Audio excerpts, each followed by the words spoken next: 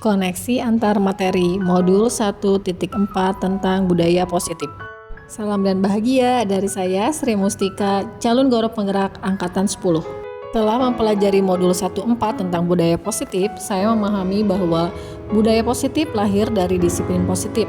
Keyakinan kelas disepakati di awal oleh seluruh warga kelas. Peran kontrol terbaik seorang guru adalah sebagai manajer dan menjalankan segitiga restitusi untuk menangani ketika terjadi masalah.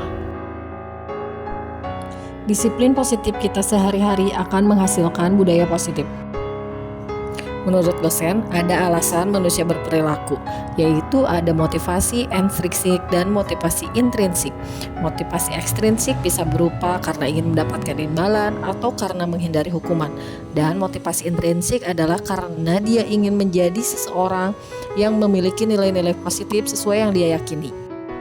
Seorang guru harus selalu mengupayakan motivasi intrinsiklah yang muncul. Dengan meminimalisir memberi hukuman dan imbalan, serta memunculkan motivasi untuk menjadi orang yang diinginkan dan menghargai diri sendiri merupakan motivasi dari dalam. Dia akan menjadi lebih bersemangat untuk menjalankan keyakinannya daripada hanya sekedar mengikuti serangkaian peraturan tertulis tanpa makna yang tidak dia pahami. Yang selama ini kita kira sebagai hal yang baik, nyatanya menurut penelitian juga menimbulkan efek negatif. Bagi siswa yang terbiasa mendapat reward, lama-kelamaan akan hilang motivasinya. Dan bagi siswa yang tidak pernah mendapatkan imbalan pun akan menjadi demotivasi. Dia tidak akan pernah termotivasi untuk berbuat baik dan tidak akan pernah berharap untuk mendapatkan imbalan. Posisi kontrol seorang guru dalam menghadapi masalah ada 5, yaitu penghukum, pemantau, sebagai teman, pembuat rasa bersalah, dan manajer. Seorang guru penghukum selalu menjatuhkan hukuman, bahkan hukumannya tidak relevan dengan kesalahan yang telah diperbuat oleh siswa. Dan sebagai seorang guru pemantau, dia hanya bisa memantau kesalahan-kesalahan siswanya tanpa memberikan kesempatan siswa untuk memperbaiki kesalahannya. Guru sebagai teman cenderung lebih disukai, tapi terkadang siswa tersebut hanya dekat dengan guru yang bertindak sebagai teman dan cenderung tidak menghormati guru lainnya. Guru yang membuat rasa bersalah biasanya menggunakan suara merayu membujuk siswanya sehingga dia merasa bersalah. Lalu peran apakah terbaik kita sebagai guru? Tentu saja adalah guru yang berperan sebagai seorang manajer. Ketika siswa melakukan kesalahan, guru melakukan 3 langkah restitusi, yaitu menstabilkan identitas, memvalidasi kebutuhan anak didik, dan menanyakan keyakinan yang dia percaya. Dengan menjalankan restitusi, siswa akan belajar bertanggung jawab akan kesalahannya, memperbaikinya, dan dia akan lahir menjadi sebuah pribadi yang positif. Karena dia merasa diperlakukan dengan baik dan berada di lingkungan yang aman dan nyaman serta merdeka untuk keinginannya. Pada awal tahun pembelajaran, guru hendaknya membuat sebuah keyakinan kelas bersama dengan siswanya. Semua siswa berkontribusi tentang nilai-nilai kebajikan apa yang mereka yakini dan ingin mereka terapkan di kelasnya.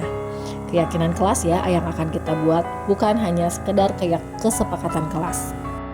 Keyakinan kelas berisi nilai kebajikan yang diyakini bersama, dibuat dalam pernyataan-pernyataan positif. Jadi tidak boleh kesiangan, tetapi diganti dengan datang tepat waktu. Baiknya keyakinan kelas juga tidak terlalu banyak agar mudah diingat oleh siswa dan mudah diaplikasikan. Lalu guru bersama siswa bersedia memantau kembali keyakinan kelas yang sudah dibuat dari waktu ke waktu, sehingga keyakinan kelas bisa saja direvisi di tengah tahun ajaran. Ketika ada siswa yang melanggar keyakinan kelas, seorang guru manajer harus melakukan segitiga restitusi dengan langkah berikut ini. Menstabilkan identitas siswa dari gagal menjadi siswa yang sukses, validasi tindakan yang salah, lalu menanyakan keyakinan apa yang telah dia langgar.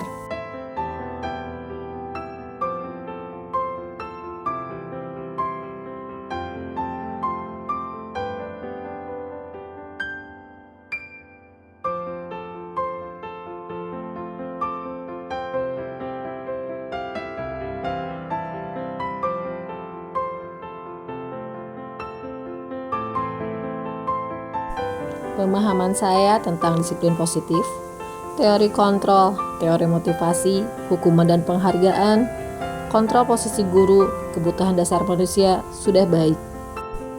Teori baru yang saya temui adalah ternyata penghargaan bisa berdampak negatif.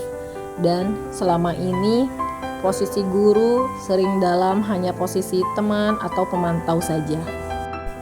Perubahan yang terjadi pada cara berpikir saya dalam menciptakan budaya positif di sekolah. Menurut saya, semua warga sekolah, semua guru dan kepala sekolah harus berkolaborasi dalam merumuskan nilai-nilai kebajikan yang ingin sekolah capai. Lalu bersama-sama merumuskan kesepakatan sekolah sehingga menimbulkan motivasi intrinsik di setiap warga sekolah untuk sama-sama menaati semua kesepakatan yang telah kita buat. Hal berikutnya yang merubah pemikiran saya adalah saya ingin selalu berusaha mengubah posisi pemantau yang selama ini sering saya jalankan menjadi sebuah posisi manajer.